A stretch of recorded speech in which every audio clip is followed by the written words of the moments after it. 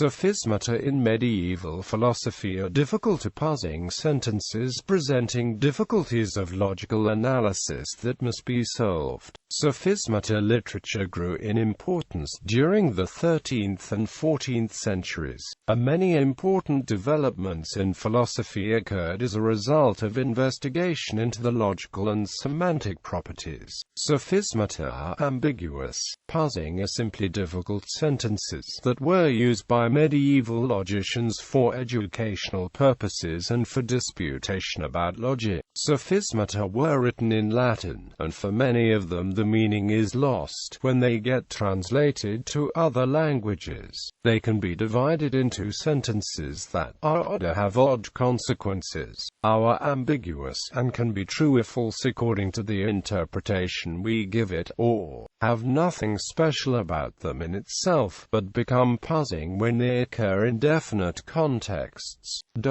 When in the second half of the 19th century scholastic logic began to decline and be replaced by formal logic, discussions about sophismata and syncatagramata gradually became extinct as the problem posed by them disappeared with the formalization of the language. Thus, except the liar paradox, sophismata in general are trivially solved by modern analytical philosophy. Example: all men are donkeys are men and donkeys are donkeys. All men are donkeys are men and donkeys are donkeys is a sophisma that was first proposed and solved by the 14th century philosopher Albert of Saxony. Albert of Saxony was a German philosopher known for his contributions to logic and physics, and his solution may have been influenced by the works of his fellow logician Jean Buridan. All men are donkeys are men and donkeys are donkeys is an example of the second class of sophismata, an ambiguous sentence that is open to more than one interpretation and can be either true or false depending on what interpretation is chosen. Solving the example: solving the sophisma requires understanding the meaning of the sophisma sentence. In order to accomplish this, 3 steps should be taken. Pro and contra arguments should be analyzed. A person who proposed a sophisma should present his or her own solution. A person who proposed a sophisma should prove his or her solution after he or she is presented with a different answer.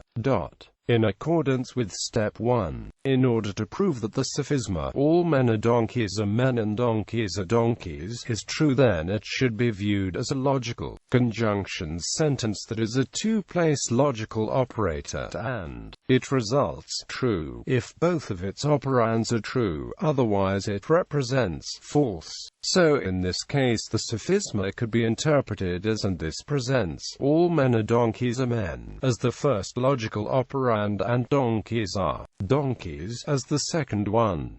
Both of the logical operands connected by and are true, and therefore the whole sentence is true. The first logical operand is a logical sentence on its own. It is a logical disjunction sentence that is a two-place logical operator, or it results in a true sentence whenever one or more of its operands are true. All men are donkeys are men is true because while the first logical operand, all men are donkeys, is false, the second logical operand, or men, is true.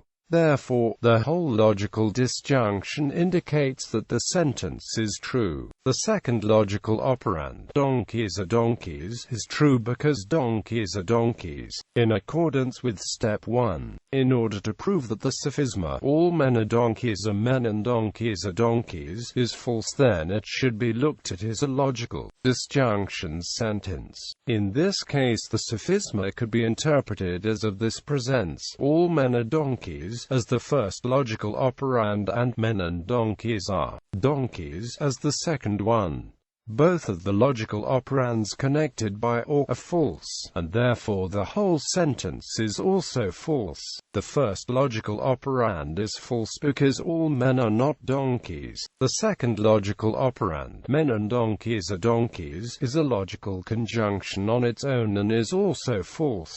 This is because, although donkeys are donkeys, men are not donkeys, because it is connected by and this logical conjunction with one true logical logical operand and one false indicates that the sentence is false. In accordance with step 2, Albert of Saxony proposed his own solution of the sophisma that proved it could result in both being truth and being false depending on the interpretation of the ambiguous sentence. In accordance with step 3, Albert of Saxony did not have to prove this proposed solution because it covered both possible scenarios.